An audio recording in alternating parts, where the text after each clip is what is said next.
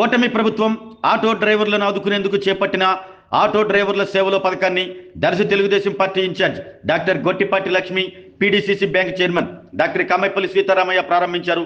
ఈ సందర్భంగా దర్శిలోని పొదిల్ రోడ్లో గల రవాణా శాఖ కార్యాలయం వద్ద నుండి గడియార స్తంభం వరకు ఆటో డ్రైవర్లతో భారీ ర్యాలీ నిర్వహించారు.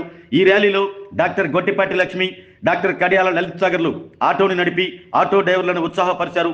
అనంతరం దర్శిలోని ప్రభుత్వ జూనియర్ కళాశాల ప్రాంగణం ఏర్పాటు చేసిన సమావేశంలో వారు ప్రసంగించారు.